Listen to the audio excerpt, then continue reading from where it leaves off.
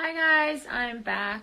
Let me just fix this. So I've today's my first day of no coffee, and ironically enough, my headache was yesterday. So today I feel good. Go figure. So I haven't started the juicing yet. As you know, I'm going to be starting on June 1st and going for 10 days. If you haven't seen any of the previous videos and you want to, they are now posted on the Soul Healing Essentials Facebook page, but they're also in YouTube for Soul Lab. So all of us girls, the three of us that are part of Soul Lab, we each have our own little playlist of stuff that we're up to. So definitely encourage you to go check it out.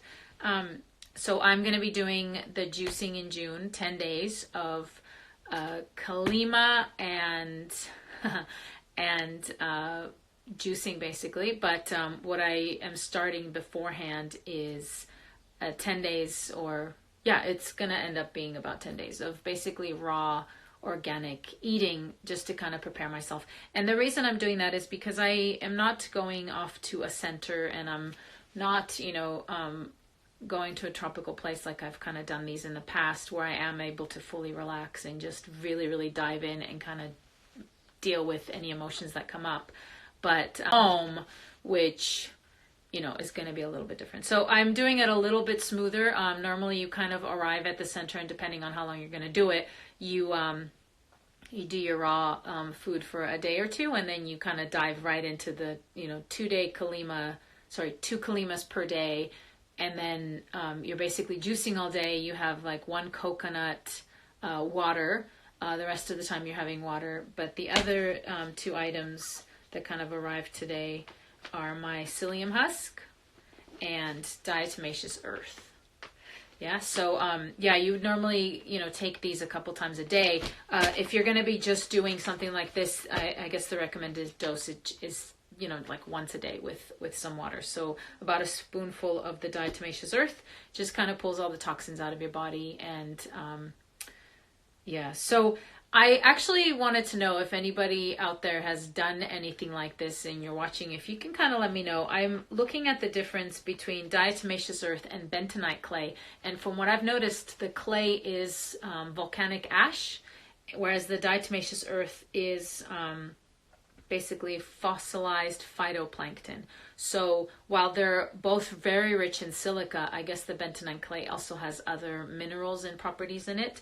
But since I'll only be really doing this for 10 days, I might just stick with my diatomaceous earth. It's definitely 100% edible grade. Please make sure that if you do this, you do buy the edible grade, because I also know that it's a natural sort of repellent for ants and bugs around your home, and I think even fleas and ticks. So make sure that it's the edible grade, so you don't hurt yourself, I guess.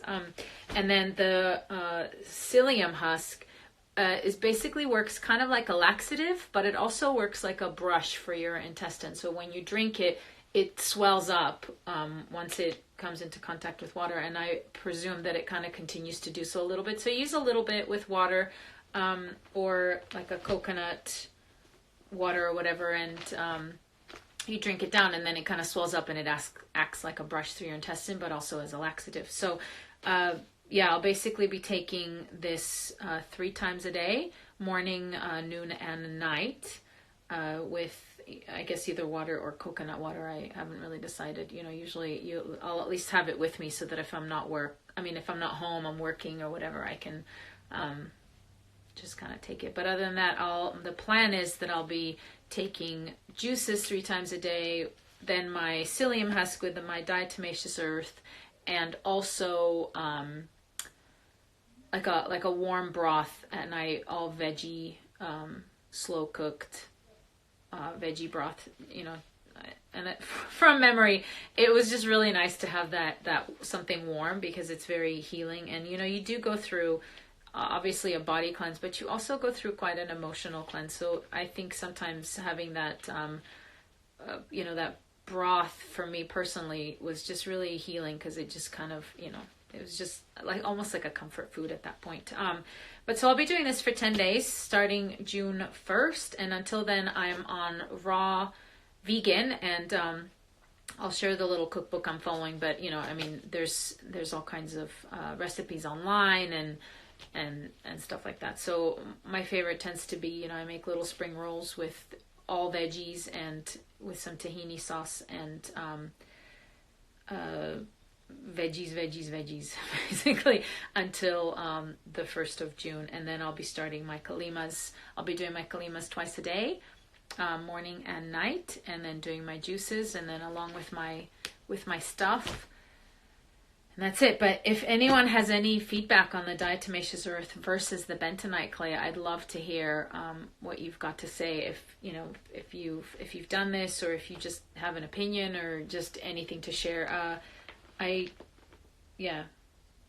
From what I know, I feel like I've only ever used the bentonite clay, but then I've used diatomaceous earth at home. So I'm just kind of, you know, just want your opinion. So thanks for watching. I'll post my stuff again once I put this on YouTube, or if you're watching this on YouTube, then there's going to be a link below on the stuff that I've decided to use. As always, I'm not necessarily pushing a product or anything. I'm just telling you what I'm using, and everything I've found on Amazon, basically. So, you know, you can just all go get it in one spot and get your stuff and get it ordered. But I'm sort of taking it piece by piece because I kind of do a little bit of research and you know, figure out what I need one at a time. So yeah, day 1 of no coffee so far. Feeling okay, but you know, it's day 1, and this is only the pre-cleanse, so we'll see. But like I said before, I'm doing it really gentle just because I am not doing it in a center. I am doing it from home, and I think I need something a little bit, you know, paced so that I am able to keep up with life in general. So thanks for watching. I will see you soon, and I'll keep you posted with my next thoughts, or if I remember something else that I'm supposed to get, I'll let you know. Okay? Thanks for watching. Bye.